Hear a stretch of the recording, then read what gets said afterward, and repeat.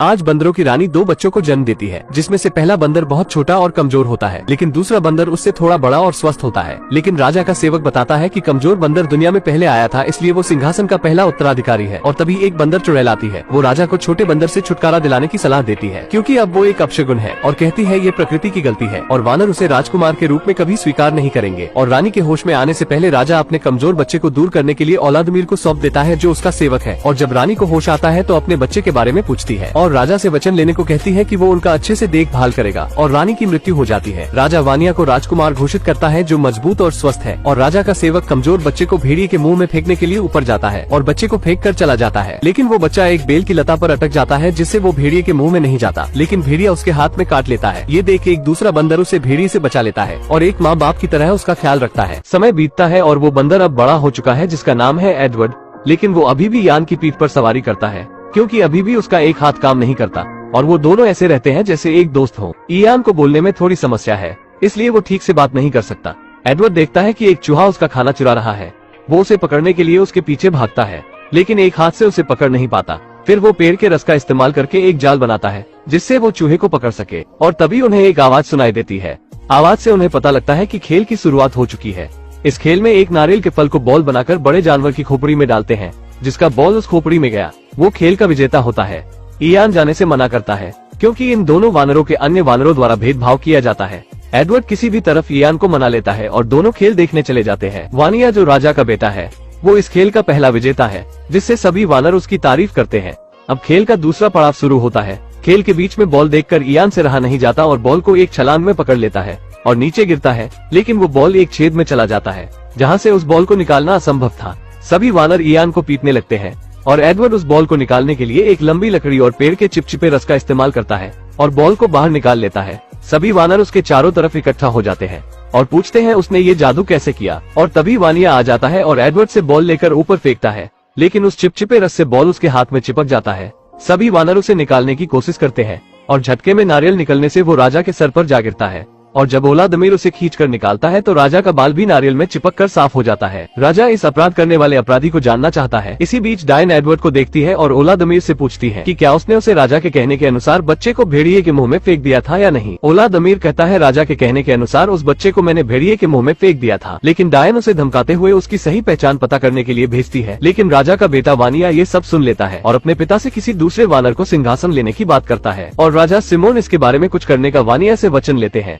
Edward और Ian कुछ बातें कर ही रहे होते हैं कि राजा के कहने के अनुसार दो बंदर एडवर्ड के पास आते हैं और कहते हैं, राजा ने आपको बुलाया है। उस बंदर को राजा के पास लाया जाता है। वो बंदर राजा के लिए पत्तों का ताज बनाता है। उसके बाद साफ पानी को आईने के रूप में राजा को उसका चेहरा दिखाता है, जिससे राजा पहली बार खुद को देखकर बहुत खुश होता है। उसके बाद वो बंदर एक झूला बनाता है सिंहासन के रूप में राजा के लिए और राजा को उसमें झुलाता है, जिससे राजा उस बंदर से बहुत प्रभावित होता है। लेकिन बंदरों की चुड़ैल से राजा की खुशी नहीं दिखा जाता और वो अपनी शैतानी शक्तियों से राजा के पास बहुत सारी मधुमक्खियां भेज देती है, जिससे राजा उस झूले से नीचे खाई में गिर जाता है और उसे बहुत चोट आ जाती है। लेकिन चुड़ैल बंदरिया उस बंदर पर राजा का हत्या का आरोप लगाती है और उस बंदर को भी नीचे फेंक दिया जाता है, जिससे उस बंदर को भी बहुत चोट आती है। बंदर नीचे से ऊपर नहीं आ सकता था, इसलिए वो रेगिस्तान की तरफ बढ़ता है। और थोड़ा आगे जाने पे उसे दो शुतुरमुर्ग दिखते हैं। वो देखता है कि शुतुरमुर्ग के मुंह में अंगूर के गुच्छे हैं। उसे लेने के लिए वो बंदर दो पैरों पर खड़ा होने की कोशिश करता है और इसी तरह वो दो पैरों पर खड़ा होना सीख जाता है। थोड़ा आगे जाने पे उसे दो शुतुरमुर्ग दिखते हैं। वो देखता है कि शुतुरमुर्ग के मुंह में अंगूर के गुच्छे हैं। एडवर्ड उसे लेने के लिए दो पैरों पर खड़ा होने की कोशिश करता है और इसी तरह वो दो पैरों पर खड़ा होना सीख जाता है। लेकिन तभी एक भेड़ियों का झुंड उनकी तरफ बढ़ते हुए दिखाई देता है और उन तीनों को वहाँ से भागना पड़ता है। जीवन में पहली बार एडवर्ड भागता है, वो भी उल्टा। लेकिन शुतुरमुर्ग को सीधा भागता देख वो भी सीधा भागने लगता है। एडवर्ड ये देखकर बहुत खुश होता है कि वो अब काफी तेजी से आगे बढ़ सकता है। अब उसका एक हाथ उसके लिए कोई बाधा नहीं बनेगा। और बाकी बंदर उसे दो पैरों पर दौड़ता देख काफी उत्तेजित होते हैं और वो तीनों गेंडों के झुंड से होकर आगे निकल जाते हैं। लेकिन गेंडे देखते हैं कि उनकी तरफ भेड़ियों का झुंड बढ़ रहा है, जिसके बाद वो भी वहाँ से भागने लगते हैं। लेकिन अब एडवर्ड के पीछे भेड़िए और भारी भरकम गेंडे पड़ चुके हैं। एडवर्ड रास्ते के अंत तक पहुँच जाता है। अब अगर वो वहाँ से नहीं हटा तो कुचला जाएगा। ये सब देख एक बाप से रहा नहीं जाता और राजा सिमोन उन गेंडों के सामने आकर उन्हें रोकने की कोशिश करते हैं। लेकिन वो देखते हैं कि एडवर्ड कुचलने वाला है। वो जल्दी से अपने बेटे के सामने आ जाते हैं, जिससे एडवर्ड तो बच जाता है, लेकिन राजा सिमोन बुरी तरह घायल हो जाते हैं। राजा सिमोन मरने से पहले एडवर्ड से कहते हैं कि मैं तुम्हारा पिता हूँ। एडवर्ड के पीछे भेड़ियों का झुंड पड़ चुका है, इसलिए वो अपनी जान बचाने के लिए भाग रहा है। शुतुरमुर्ग और एडवर्ड गेंडों के झुंड से होकर आगे निकल जाते हैं। लेकिन गेंडे देखते हैं कि उनकी तरफ भेड़ियों का झुंड तेजी से बढ़ रहा है, जिसके बाद वो भी वहाँ से भागने लगते हैं। लेकिन अब एडवर्ड के पीछे भेड़िए और भारी भरकम गेंडे पड़ चुके हैं। एडवर्ड रास्ते के अंत तक पहुँच जाता है। अगर अब वो वहाँ से नहीं हटा तो कुचला जाएगा। ये सब देख एक बाप से रहा नहीं जाता और राजा सिमोन उन गेंडों के सामने आकर उन्हें रोकने की कोशिश करते हैं। लेकिन वो देखते हैं कि एडवर्ड कुचलने वाला है, इसलिए वो अपने बेटे के सामने आ जाते हैं, जिससे एडवर्ड तो बच जाता है, लेकिन राजा सिमोन बुरी तरह घायल हो जाते हैं। राजा सिमोन मरने से पहले एडवर्ड से कहते हैं कि मैं तुम्हारा पिता हूँ और तुम्हारी माँ को आखिरी वचन दिया था कि मैं अपने बच्चों का ख्याल रखूंगा। वानिया जो एडवर्ड का भाई है वो राजा सिमोन का शरीर ले जाता है और एडवर्ड से कहता है कि उसे अपना भाई समझने का सोचना भी मत। वानिया को राजा का ताज पहनाकर उसे नया राजा घोषित किया जाता है और वानिया औलादुमीर को मंत्री पद से हटा देता है, जिसके बाद सर्गेई औलादुमीर की जगह लेता है और औलादुमीर को वानरों के झुंड और प्रजा से बाहर कर दिया जाता है। और तभी जंगल में एक तेज का बवंडर आता है। जंगल में एक तेज का तूफान आता है जो एडवर्ड को अपने अंदर खींच लेता है। जंगल के और भी जानवर उसी तूफान में फंसे हुए थे, पर एडवर्ड की नजर एक बंदरिया पर जाता है जो तूफान में अपने परिवार से बिछड़ जाती है, जिसका नाम है लूसी। एडवर्ड को उससे पहली नजर में प्यार हो जाता है, पर तभी एक लकड़ी एडवर्ड से आ टकराता है, जिससे वो तूफान से बाहर निकल जाता है। एडवर्ड लूसी को बचाने के लिए पेड़ से एक बेल को बांधता है और लूसी को जैसे तैसे बचा लेता है, पर जब बंदरिया की आंख खुलती है तो वो एडवर्ड पर हमला करने लगती है। तब एडवर्ड उसे बताता है कि मैंने तुम्हारी जान बचाई है। लूसी एडवर्ड को सूंघ कर देखती है, जिससे उसे एडवर्ड पर विश्वास हो जाता है। एडवर्ड उसे 2 पैरों पर चलना सिखाता है और लूसी को लेकर पहाड़ से निकलते हुए लावा के पास लेकर जाता है, जहाँ एडवर्ड एक लकड़ी में लावा से आग लगाता है और लूसी को पकड़ने के लिए कहता है, लेकिन लूसी को इससे दर्द होने लगता है। पर जब एडवर्ड देखता है कि इससे उजाला हो रहा है तो वो दोनों आग को लेकर अपने झुंड के पास जाते हैं, पर आग को देखकर सभी बंदर डरने लगते हैं। तो वानिया एडवर्ड से कहता है कि आग को लेकर यहाँ से चले जाओ, पर एडवर्ड उसे समझाता है कि आग से मेरी दोस्ती हो चुकी है, जिसकी मदद से हम अंधेरे में देख सकते हैं। मगर गलती से एडवर्ड एक छोटा पेड़ जला देता है, लेकिन सारे बंदर उसे मारने लगते हैं।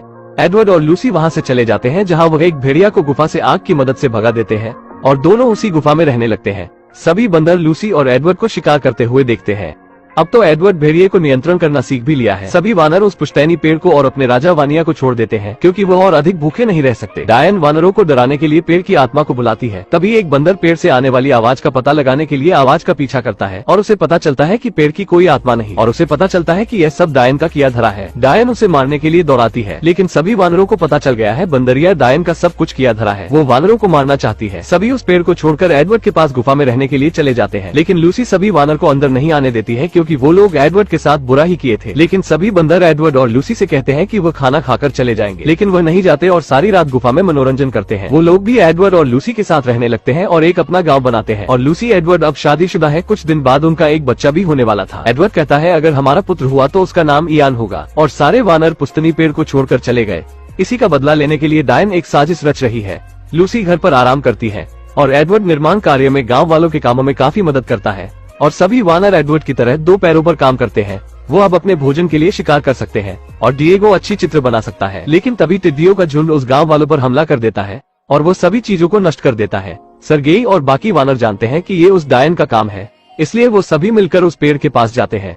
सभी वानरों के पेड़ तक पहुँचने से पहले लूसी एडवर्ड से वानिया को बचाने के लिए कहती है। एडवर्ड पेड़ के नीचे जाकर वानिया को आवाज लगाता है, लेकिन उसे कोई जवाब नहीं मिलता। सभी वानरों के पहुंचने के बाद वानिया बाहर निकलता है। सभी वानर उसे कहते हैं कि अगर वो पेड़ को उनके हवाले कर देता है तो उसे जाने देंगे, लेकिन उल्टा वानिया वानरों से वादा करता है वो उन्हें जीवित छोड़ देगा अगर वो यहाँ से चले जाते हैं तो। गिजेला वानिया का बचाव करने की कोशिश करती है, जो वानिया की पत्नी है, और सर्गेई वानिया पर हमला करने की अनुमति देता है और वानिया गुस्से में वानरों को मारने लगता है, लेकिन वानरों की संख्या ज्यादा होने की वजह से उनके आगे टिक नहीं पाता। पेड़ में आग लगा दिया जाता है, लेकिन एडवर्ड पेड़ के नष्ट होने से पहले गिजेला को उस पेड़ से बचा लेता है। लेकिन इस बीच एक जलते हुए पेड़ की शाखा से खुद दब जाता है। वो वानिया को मदद के लिए बुलाता है। वानिया उसे अपने पीठ पर रखकर वहाँ से एडवर्ड को लेकर भाग जाता है, जिससे एडवर्ड की जान बच जाती है और वो डायन उसी पेड़ में जलकर मर जाती है। लेकिन अब पुश्तैनी विशाल पेड़ जलकर राख हो चुका है और वानरों के लिए यहाँ कुछ नहीं बचा। वानिया और एडवर्ड नाराजगी को दूर करते हैं और सभी वानरों के सामने अपने भाई को स्वीकार करते हैं। सर्गेई वानरों में दहशत पैदा करता है कि अब रहने की कोई जगह नहीं, हम सब भूख से मरेंगे। लेकिन एडवर्ड सभी वानरों को एकत्रित करता है और बताता है हमारे जीने की एक और आशा है। उन पहाड़ों के पीछे वो पक्षियों का पीछा करते हैं और वहाँ उन्हें पानी, पहाड़ और हरे भरे जंगल मिलते हैं और वो एक नई जगह की खोज करते हैं जहाँ एडवर्ड का मित्र इयान भी था। और यहीं पर ये मूवी खत्म हो जाती है। इस मूवी से हमें यही सीख मिलती है कि कभी खुद को या किसी को कमजोर नहीं समझना चाहिए। दोस्तों, अगर वीडियो पसंद आई हो तो वीडियो को एक लाइक जरूर करें और भी ऐसी ही मूवी एक्सप्लेन वीडियो देखने के लिए चैनल को भी जरूर सब्सक्राइब करें। हम मिलेंगे आपसे बहुत ही जल्द अगली ऐसी ही धमाकेदार वीडियो में। तब तक के लिए गुड बाय।